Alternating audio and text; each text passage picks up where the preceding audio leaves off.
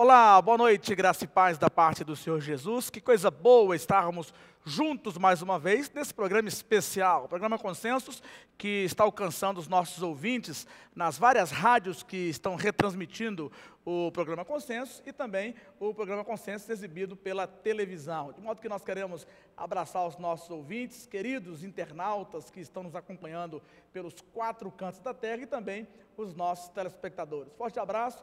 O nosso desejo reiterado de abençoar a sua vida de forma muito especial. Queremos abraçar inicialmente o nosso querido Alexandre, da Veja Ótica, que é ouvinte e telespectador assíduo do programa Consenso. Nós queremos cumprimentá-lo carinhosamente. A você que nos dá o privilégio da sua audiência, Deus te abençoe ricamente em nome de Jesus. Tá certo? O programa de hoje, como falei em princípio, um programa super especial. Estou tendo o privilégio de receber nos nossos estúdios o reverendo Dr. Augusto Nicodemos Lopes, que é seguramente uma das maiores autoridades teológicas do Brasil e, por que não dizer, do mundo. Ele nos honra com a sua presença aqui no programa Consenso. Também estou ladeado do meu querido irmão, reverendo Jesse Martins, que carinhosamente atendeu ao nosso convite e tem sido sempre um parceiro solícito do programa Consenso, a quem nós também, reverendo, agradecemos desde já efusivamente o seu carinho. Quero dizer a você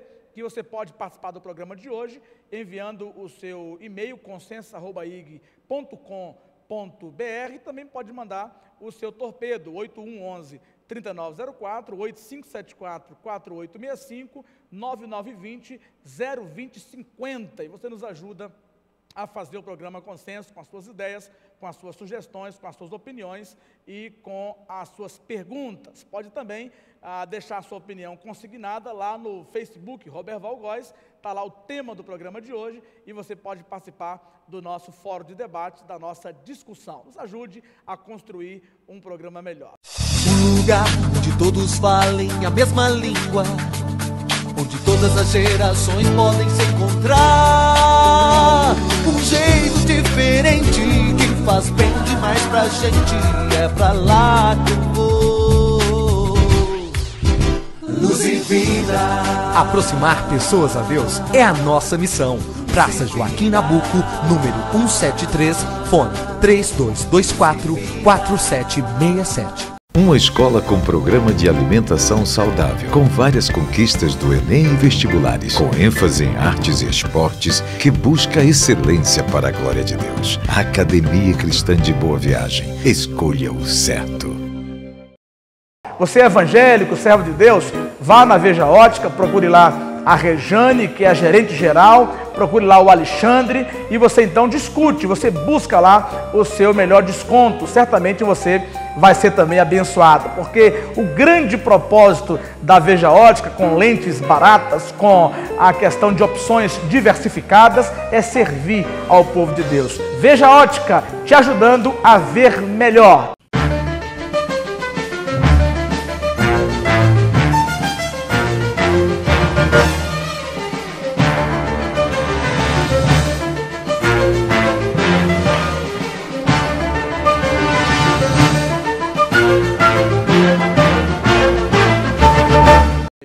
Hoje vamos conversar sobre o pensamento social e político de João Calvino. O tema se justifica porque nós temos aqui 2 autoridades no assunto. O reverendo Edgés, inclusive, é autor de um livro. Reverendo Edgés, por gentileza, autor do livro A Ética de Calvino, que ele lançou por ocasião da comemoração do centenário do presbitério de Pernambuco. E o reverendo Edgés, então, é alguém que milita na área, que milita no assunto. O reverendo Augusto Nicodemos não precisa falar, é considerado uma das maiores autoridades em João Calvino, de modo que nós temos aqui uma grande expectativa de um programa abençoado e profundamente edificante. Quero começar com uma frase que é supostamente de autoria de João Calvino, mas que não se consegue localizar a fonte. Alguém diz, ou muita gente fala, que João Calvino teria dito que a igreja é a consciência do Estado.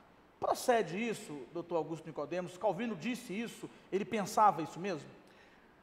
Eu realmente não me recordo de ter lido Calvino se referir ao Estado, à igreja dessa maneira, mas eu não tenho dúvida de que, se ele não disse, poderia ter dito. porque ele vê a igreja como sendo uma voz profética para alertar o Estado, os seus governantes, a respeito dos seus deveres e responsabilidades, especialmente quando eles não estão sendo cumpridos.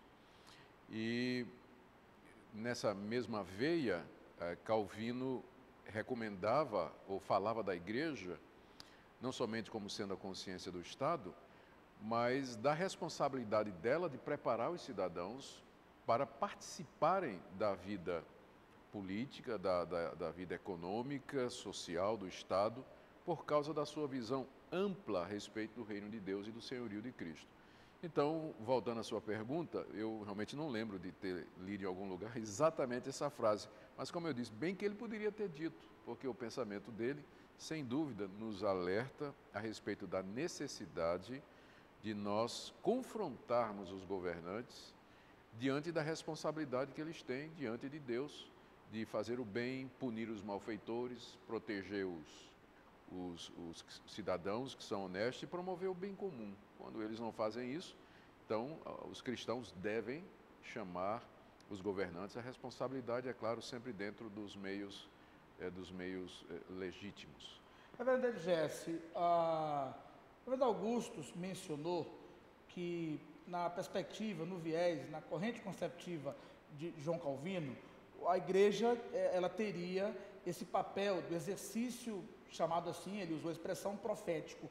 O que é que o nosso ouvinte, o nosso telespectador, pode entender como papel profético da igreja? Eu não pensaria propriamente profético, apesar de ser uma expressão correta, não é errada. Na realidade, Calvino disse que a igreja é a nossa mãe. Ela é a nossa mãe. Nós somos formados na igreja e pela igreja. Eu acho que a igreja seria, no pensamento de Calvino, um instrumento de transformação da sociedade.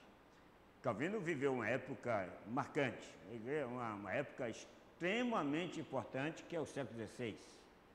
Uma das épocas mais importantes da história ocidental, sem dúvida nenhuma, especialmente da Europa, em que há mudanças de natureza tecnológica, de natureza econômica, de natureza política, religiosa.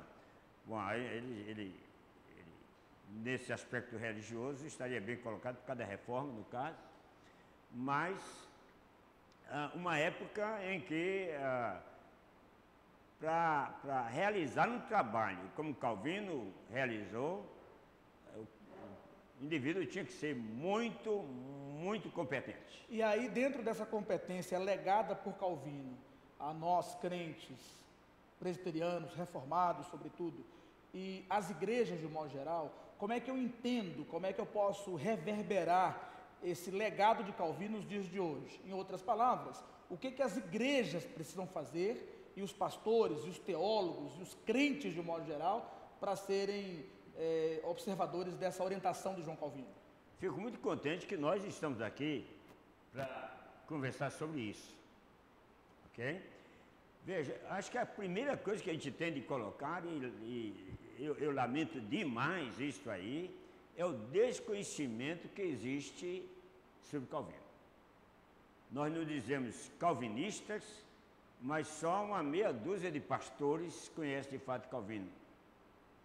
E eu digo no Brasil inteiro até. Então só sobram 4 no Brasil, porque 2 estão aqui, né? Só sobram. Mas veja lá, existe uma ignorância tremenda, tremenda, não se lê.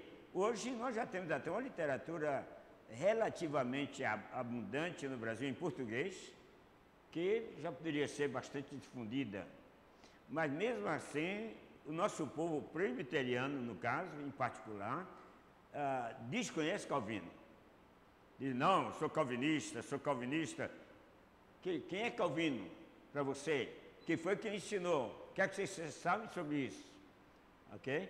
Então, acho que a primeira coisa que a gente tem que fazer é uma autocrítica, não é criticando o outro, é uma autocrítica mesmo, ok? Porque, no certo sentido, nós somos até culpados disso aí. Entendi, né? né? Okay?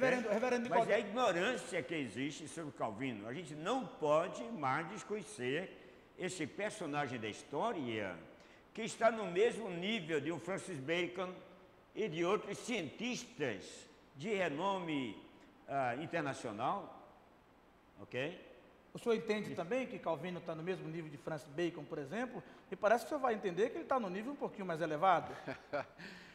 Se a gente vai comparar as pessoas, eu acho que a melhor coisa é comparar o resultado da obra delas. Claro. E quando você compara o legado de Calvino com o de Francis Bacon, Calvino se sobressai. Pessoas influenciadas pelo pensamento calvinista provocaram uma reforma em países inteiros.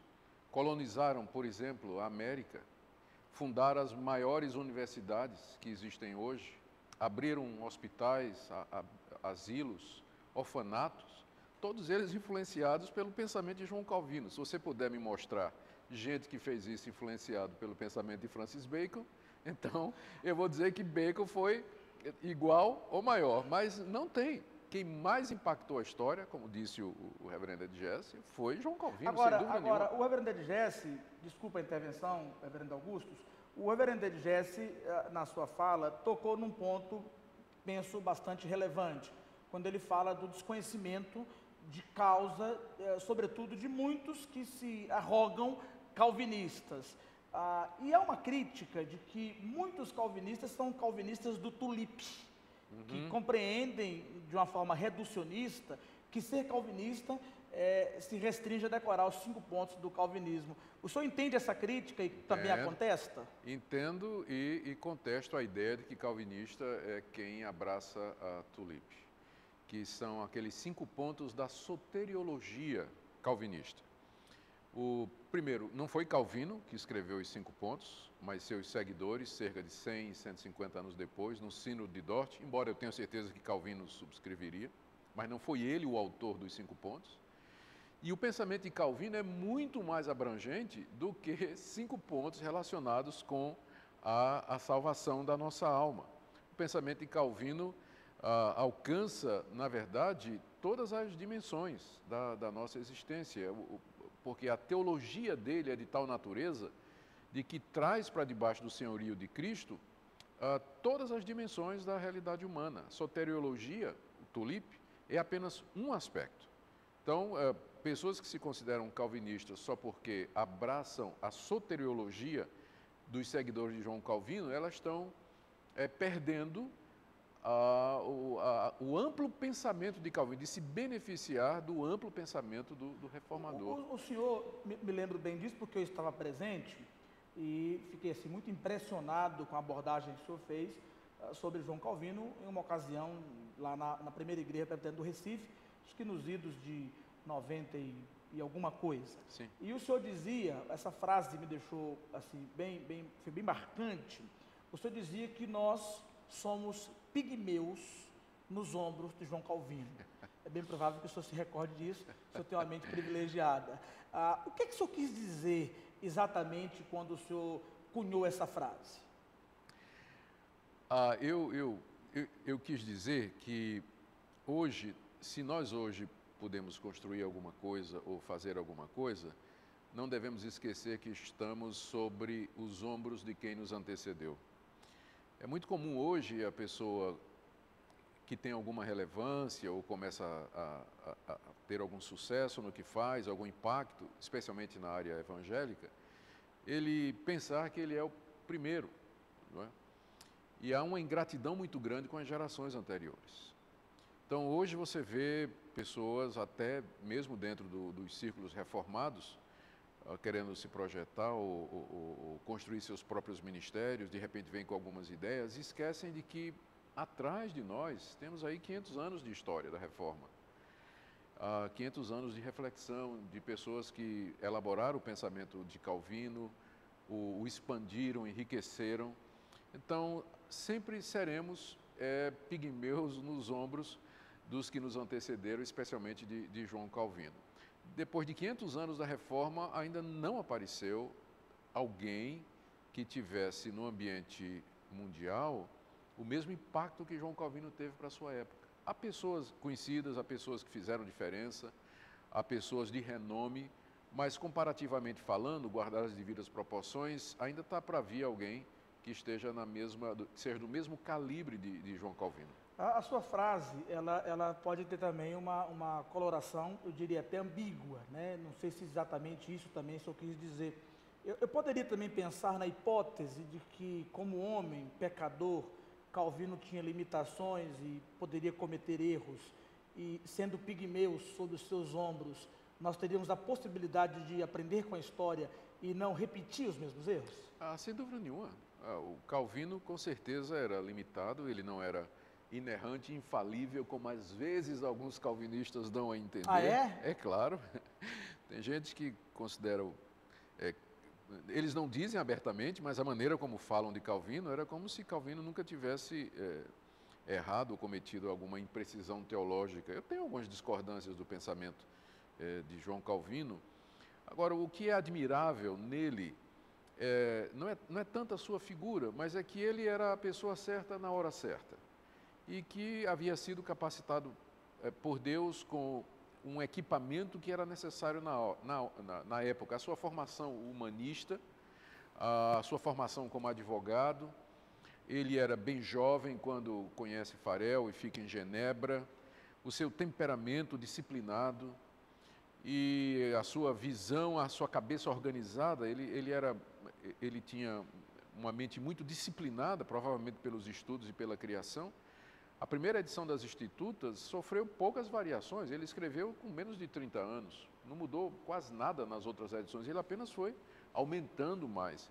Então, uma série de circunstâncias fez João Calvino ser o que foi na sua época. E o que não quer dizer que ele não tinha as limitações. Há o famoso episódio de Serveto, não é?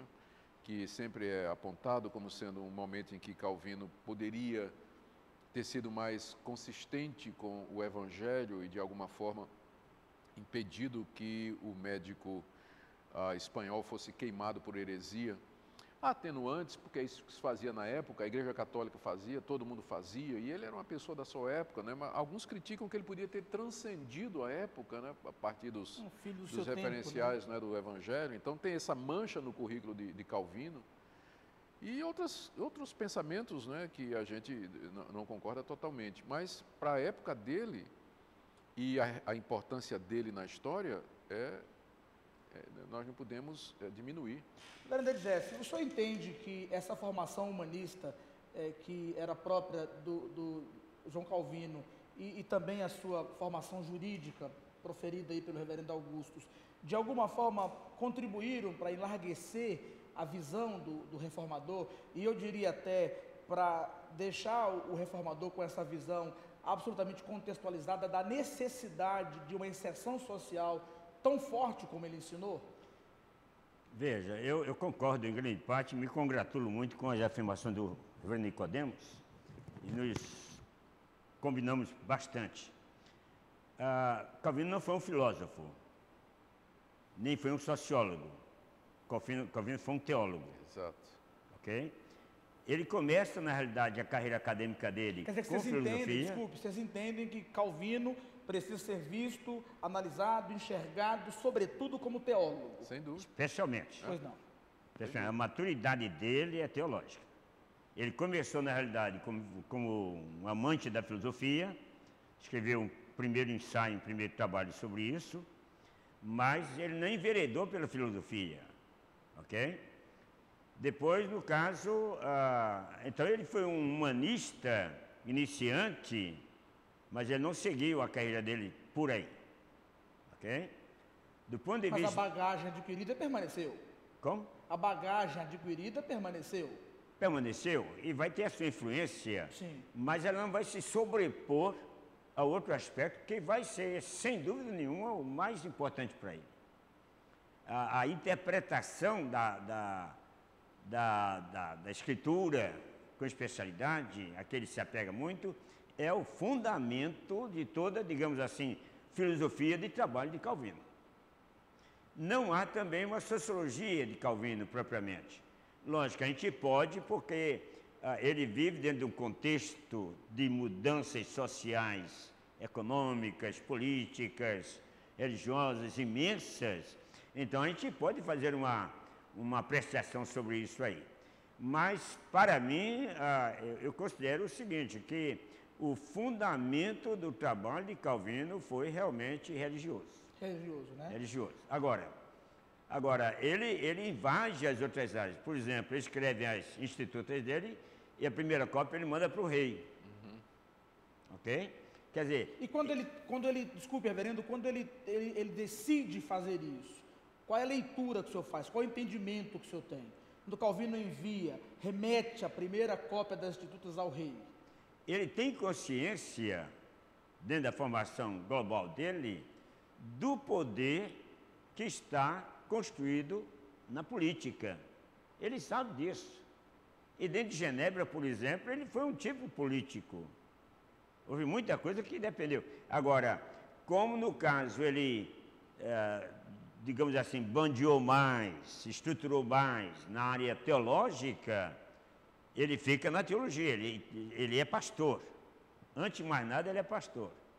Mas ele não tem... Porque além de teólogo, o senhor entende Calvino também como pastor? Ele é pastor. Sim. Teólogo e pastor. Porque essa dicotomia, pelo menos defendida por alguns, advogada por alguns, que nem todo pastor é teólogo, nem todo teólogo é pastor. Eu não sei se o senhor concorda, mas o senhor está dizendo que o Calvino era teólogo e pastor. O ideal é que o pastor seja teólogo e que o teólogo seja também pastor. Calvino era pastor e teólogo, reverendo? Era, não tem a menor dúvida disso. Olha, os comentários dele sobre toda a Bíblia, menos Apocalipse, é resultado das exposições que ele fazia na Catedral de São Pedro, dos livros da Bíblia, para o rebanho que ele pastoreava. Ele tinha uma prática pastoral constante e que não se resumia somente à pregação. Mas Calvino visitava, conversava, recebia muita gente em casa. Naquele tempo isso era mais comum as pessoas irem à casa do pastor do que o pastor irem na casa delas. E era um homem que tinha um coração voltado para isso e para missões, ao contrário do que as pessoas pensam. Então você não pode separar o teólogo do pastor. O senhor foi reitor do seminário, o senhor é um homem da academia, eminentemente da academia, o senhor também, reverendo Edgés. Essa dicotomia da academia, da piedade, do pastor, do teólogo, é uma dicotomia inexistente e que vocês naturalmente não concordam? Para mim, não existe. Ou não deveria dicotomia existir? O que existe, no caso, é uma forma de trabalho. Você está dentro de uma realidade... Um pastor despreparado, teológica e academicamente, ele não estaria, de alguma forma, fazendo na prática, demonstrando na prática essa divisão? Veja, você toma a vida de Calvino, por exemplo. Calvino, dentro de Genebra, ele foi um lume para a direção da cidade, para a própria cidade. No certo sentido, ele é criticado por ter imposto uma série de normas, coisas típicas da época, a gente entende perfeitamente isso. Os conflitos que existiam contra a Igreja Católica e outros grupos também, não era só a Igreja Católica, havia outros grupos também, né, conflitando aí dentro. Então, veja bem, ele está envolvido em todo o panorama, mas apesar disto, ele faz um trabalho que vai além da cidade de Genebra, além do seu próprio tempo. Calvino é um homem adiante da sua época. E aí, sobre essa perspectiva futurista de Calvino e superveniente de Calvino, nós vamos falar no segundo bloco, nosso tempo já está indo para o espaço, porque tem uma pergunta diretamente para o senhor e outra para o reverendo Augustus, que é a questão do Abraham Kuyper. Se Kuyper pode ser compreendido, entendido como quem melhor conseguiu ler Calvino, entender Calvino e aplicar Calvino para os nossos dias. A gente, quando voltar, vai conversar um pouquinho sobre a compreensão de Abraham Kuyper de Calvino, tá certo? Você está ligado no programa Consenso, nós estamos conversando nesta noite com duas sumidades do mundo teológico, o reverendo Augustus Nicodemos Lopes e o reverendo Edgés Martins. Estamos conversando sobre a compreensão política e social de João Calvino. Abraço a todo o estado de Pernambuco, que nos alcança aí pela telinha da Bandeirantes TV Tribuna e a todos os irmãos que estão nos acompanhando na internet. Vamos a uma rápida parada, daqui a pouco a gente volta.